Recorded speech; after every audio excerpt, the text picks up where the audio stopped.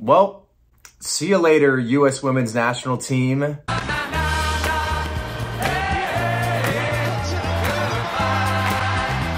They lost by a millimeter to Sweden in penalty kicks. If you're just a sports fan in general, it was a great finish. Obviously heartbreaking for the team, but there was a lot of people celebrating, including myself, the fact that the women's national team just had the earliest exit they've ever had in the World Cup. They lost in the round of 16, and a big reason they lost is because of this penalty kick from pink-haired, super woke, anti-woman, anti-American Megan Rapinoe. Rapinoe right foots it over the bar. Jakobsen. Now the question is, how will Megan Rapinoe get remembered?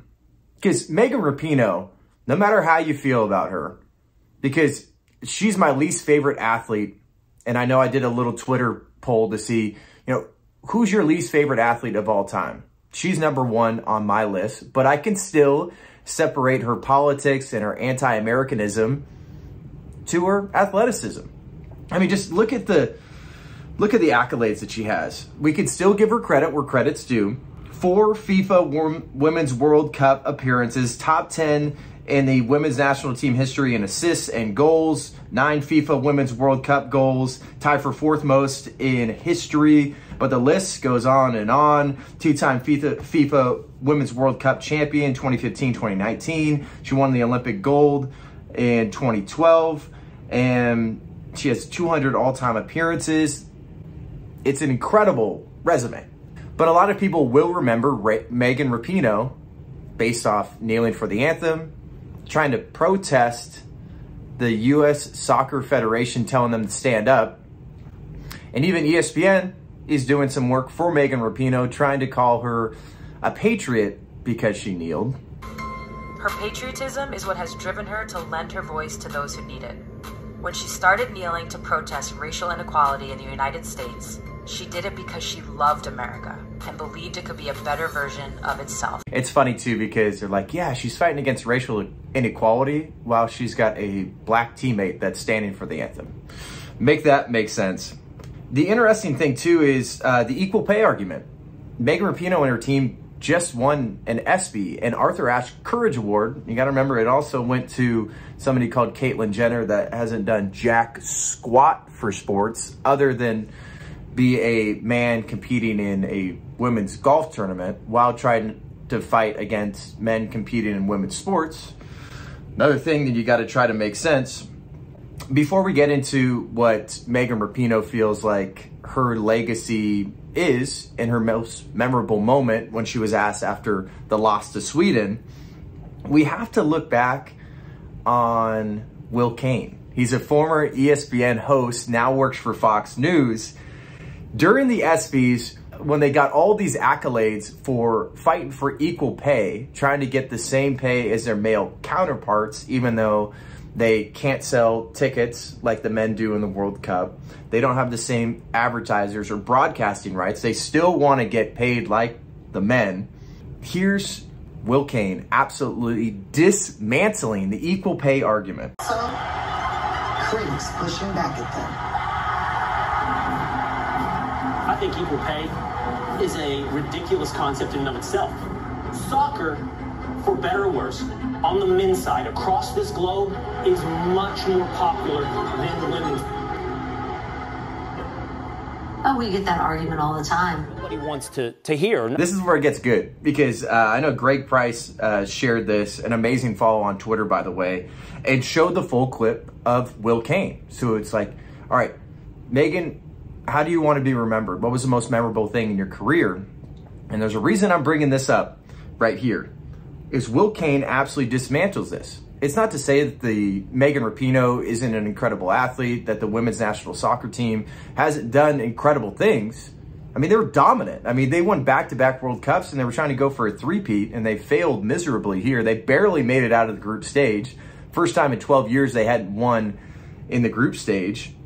I mean, basically, Vietnam and the post saved them from not getting eliminated in the group stage. Here's what Will Kane had to say, and then we'll get into what Megan Rapinoe's most memorable thing in her career was.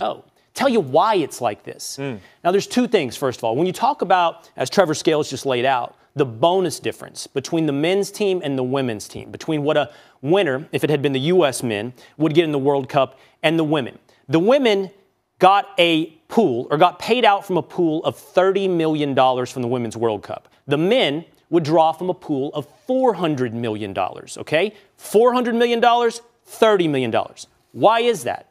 It's because the Men's World Cup generates $6 billion in revenue. The Women's World Cup generates $131 million in revenue. If you want to talk about pay disparity, the Women's World Cup players get paid out 20% of the total revenue. The men get paid out 7%.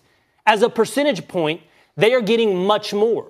The problem is, for anybody desiring equal pay, and by the way, I think equal pay is a ridiculous concept in and of itself. If the women generate more revenue, they should get paid more than the men. Don't strive for getting the same. Strive for getting what you're worth. And if you're worth more, then get more.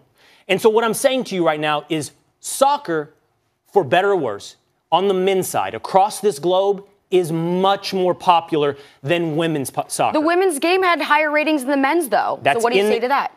Charlie, that's in the United States. That was in the U.S. And that's comparing a women's World Cup final that featured the United States against a men's World Cup final in the United States that didn't feature the U.S. team. So you're at bingo. And then that's where it just kind of goes to show that this equal pay argument is just absolute nonsense. A lot of people try to say the same thing when it comes to women's basketball.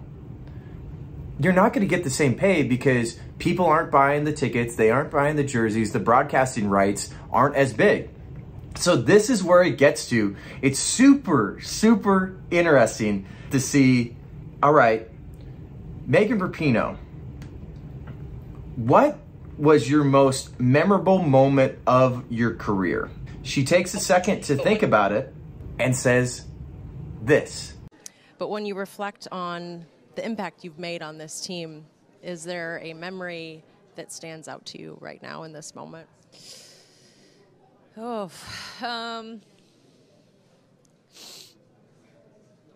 mean, probably equal pay chance. Equal pay. It all comes down to equal pay. Not enjoying the time that she had with her teammates, not being on the biggest stage women's soccer in the United States has ever been. Equal pay.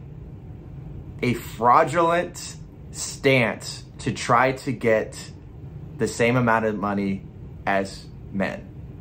She will go down as a political activist, a far left political activist. And it's such a shame too, because she's an incredible soccer player. Some of the things she's done in her career, pretty amazing.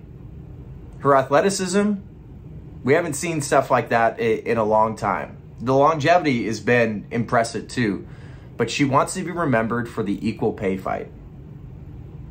This is all about men versus women, and someone that doesn't even understand really what a woman is, because her and her wife, Sue Bird, and 40 other biological women are trying to fight against legislation to have men compete in women's sports. It's really sad that this is how she wants to be remembered. And as an athlete, if you want to be known for your political activism more than what you did on the field or the court, it's a major shame. It's not patriotic, and it's not becoming of someone that could have gone down as one of the greatest female athletes of all time.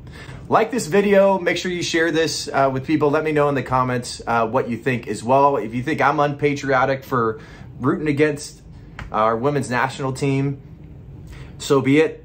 Sorry, not sorry, but they've been polarizing. And it started with Megan Rapinoe. God bless y'all. See you next time.